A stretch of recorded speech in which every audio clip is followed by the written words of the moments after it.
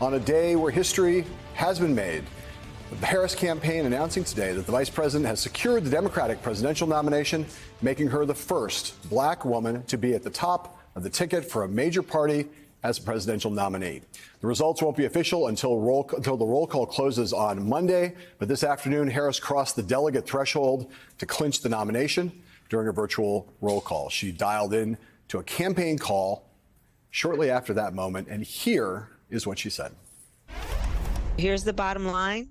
I say to all the friends on the call, we are going to win this election, and it is going to take all of us, whether it is making calls, connecting with our communities, engaging online, or even talking with people where we go every day, whether it be to the grocery store or our church.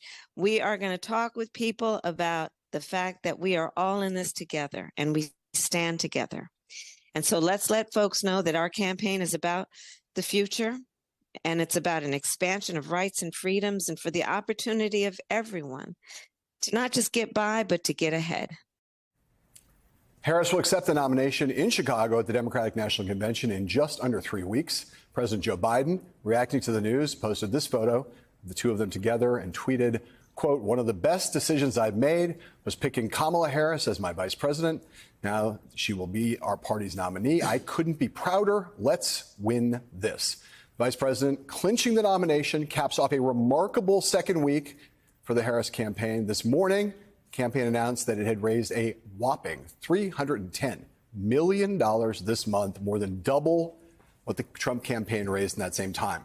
The Washington Post reports this on what's behind those fundraising stats. Quote, 2/3 of the $310 million that Harris raised in July came from first-time donors, according to the campaign, in an indication of the momentum that Harris built after Biden dropped out. Some 94% of those donations were under $200, and in a sign that the enthusiasm around her campaign extends beyond just memes online, the Post says that, quote, her campaign reported having 10 times the number of donors in July as the previous month from Gen Z. Similarly, the campaign said it had 8 times the number of millennial donors. Some 60% of donors in July were women. It's also been a week in which the vice president's diplomatic work is paid off in spades. Last night, she and the president greeted 3 of the Americans detained by the Russian government. Here she is with Wall Street Journal reporter Evan Gershkovich. That prisoner swap, the largest since the Cold War, is the culmination of years of work that included Harris personally lobbying European allies. Now, Team K preparing for the fight ahead after much speculation about what Harris might, Harris might bring in from the outside to help run her campaign in senior positions. She announced a number of key players from Obama's winning campaigns in 2008 and 2012. 2 of them will be highly familiar to viewers of this network.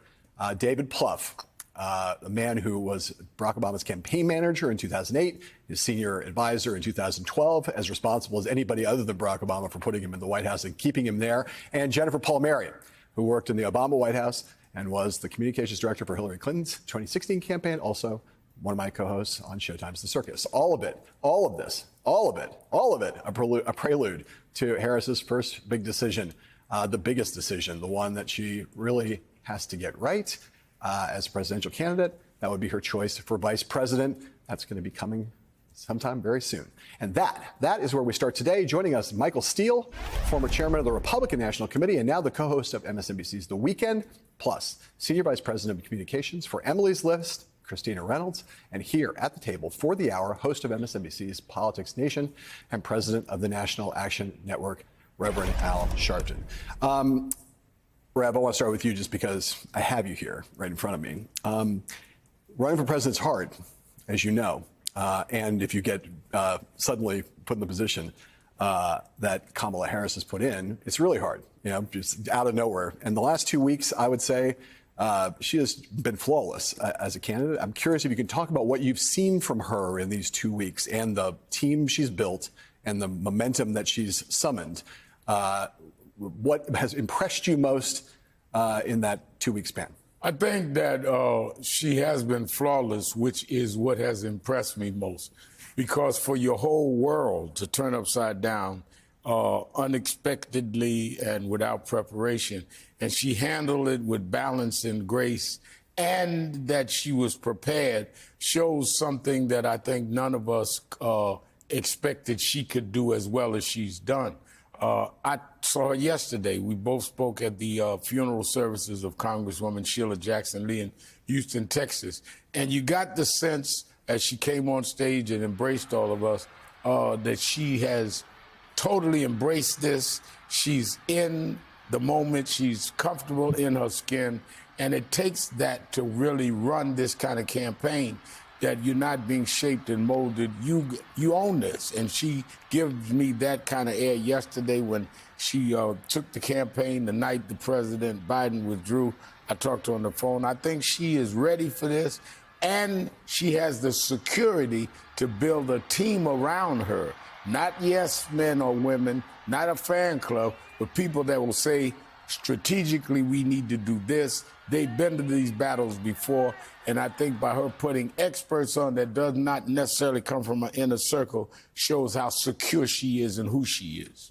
Christina Reynolds, you have, in addition, now you work at Emily's List, but we know each other from many years of you working on various presidential campaigns in the communications office, including Hillary Clinton's back in 2016. I want to play a little bit of Kamala Harris this week, some of the highlights of the sights and sounds of what it has looked like to see her out there, including that incredible rally in Atlanta on Tuesday, and talk to you on the other side about what you've seen in terms of what she's showing as her abilities as a political athlete. Let's play that now.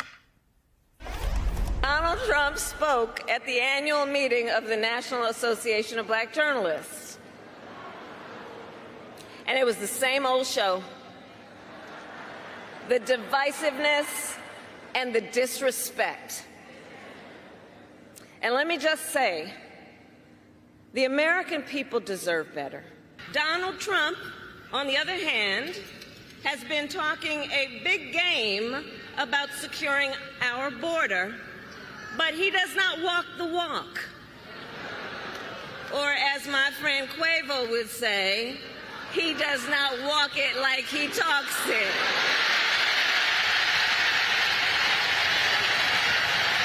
So last week, you may have seen, he pulled out of the debate in September he had previously agreed to. Well, Donald,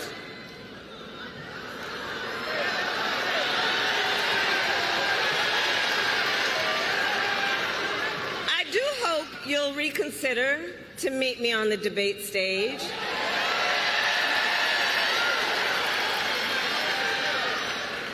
Because as the saying goes, if you've got something to say, say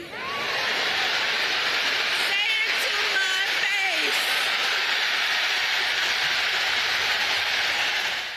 face. Christina, I'll note just for history, certainly the first time a presidential nominee has ever mentioned anything to do with Migos in a speech, and one thing that I can't imagine Joe Biden having done if he were still the nominee. Tell us what you think about what you've seen from nominee Harris over this last week in particular.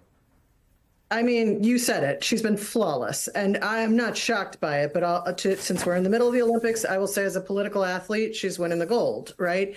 She looks confident. She looks like she's having fun. She's laying out an incredible message, this idea that we're going to move America forward, that we don't want to go back, that we choose freedom. All of those are things that are incredibly compelling to voters and will continue to be as she lays out further details on her vision and her agenda. She's crushing it, put simply.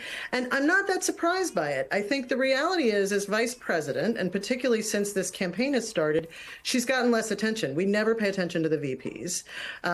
We don't, who can tell me what Mike Pence did as VP?